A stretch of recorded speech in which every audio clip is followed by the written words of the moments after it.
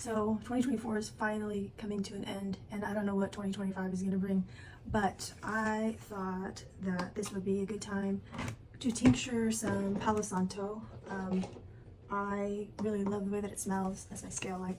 I really love the way that it smells, but sometimes I find that the essential oil is a little bit too strong for me. So I wanted to take some of these ethically sourced pieces of wood, Palo Santo wood from Peru, and tincture them, and I feel like that will be a little bit more gentle in the final composition that I want to make. And I have some ideas about what I want to put into it so that it smells really good. And also I am really into fragrances that are grounding right now and uplifting, and so I'll probably incorporate some things that will help to enhance that. And also I really am gravitating towards herbs and woods and resins and that sort of thing that help to connect me spiritually and help with meditation and higher consciousness kind of stuff. So I thought I would tincture that here. It is, I just have some pieces of Palo Santo, and it really does smell lovely and really gentle and soft, and it's got limonene in it, which is supposed to help to be calming, and I'm not making any medicinal claims. I'm just, traditionally it's been used this way, and there's been a little bit of research, that it's been in rats, so, but that it's calming, and I don't know of other research in humans, but I know that there's a long tradition for using it in indigenous cultures that I also really want to be respectful of, and I'm not trying to, I don't use it for smudging. I feel like that's not my culture, and so I don't really want to co-opt something that is not mine, but I do have a lot of reverence for this, and I am interested in how indigenous cultures use different things for healing, and I am also interested in how it's often many generations later supported in scientific literature. So with that being said, I know it's also used as an analgesic and yeah, a lot of calming, which I feel like I need, which I feel like a lot of people could use.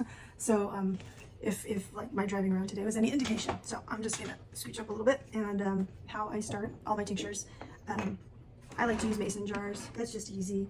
And then I have my scale here, and I will tear it out, and I'm just gonna fill up my jar until it looks like I'm happy with the amount that's in there. And some of these tinctures, a lot of it's experimentation, and sometimes things turn out lovely. Like when I tinctured, oh, hang on a second. Oh, actually it smelled terrible. It kind of had a fishy odor, but then I left it for about a year, and after about a year, it just started to, it was just really wonderful. So, sometimes it's time, and then some things don't benefit from being tinctured for long periods of time. And then there's others like, I really love, obviously, Blue Lotus, and I love the enfleurage when they layer the petals in fats and recharge them. The enfleurage of that is lovely, and I love the absolute of Blue Lotus, but it's very expensive, and so I have tried to tincture that, but the dried petals are not very fragrant, and so they don't really leave much fragrance in either oil that's gently heated and macerated in oil or in alcohol. But sometimes I still like to incorporate those, because I feel like when you add the absolute or essential oil, there's like energetically, I feel like it's a little bit more powerful, because the essential oils and absolutes don't always retain all of the qualities that the whole plant does. So let's see where I'm at. Okay, so I have, let's say 76, 77, okay, 78 grams. I'm gonna take, let's see, is this gonna close? I'm gonna take the real tall one out, because I feel like I'm gonna have a hard time closing it. So now I'm right at 70, right around 72. So it looks like that. And then I'm gonna write it down, because if I don't, I will tell myself that I'll remember it, and then when I start to add alcohol and get to the end of this after tearing it out, I may forget. So I'm gonna tear it out again, and then I will just fill it with alcohol.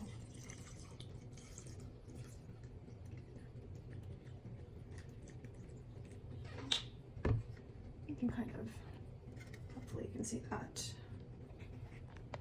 What I have there, it's floating, so I'll submerge that, and then of course when I put the lid on, it will be submerged, and I'll shake it too, and eventually the alcohol will be absorbed, and the sticks will be submerged.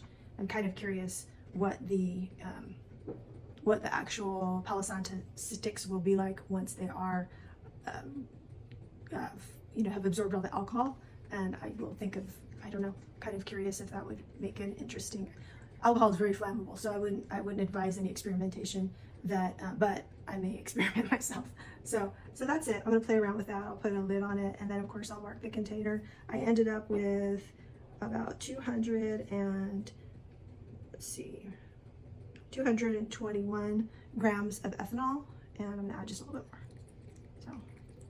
So now I'm at, let's say 245, it's 244, I'll round up, 245 grams, and I use organic alcohol from sugarcane, and it is not denatured, and it's food grade, but it is denatured by the process of tincturing it. So that is where I'm at. And then finally what I'll do is I'll label it, and I'll put the percentage of Palo Santo when I label the jar and the date, and then I'll shake it and keep up with it. And then probably, I like to, after about a week, because I'm not very patient, if I wait that long, I'll just kind of do a scent strip and see where it's at, and then kind of go from there. So that's it, and I am really looking forward to working with it. And I probably will incorporate a little bit of the essential oil in the final formulation of whatever perfume I make.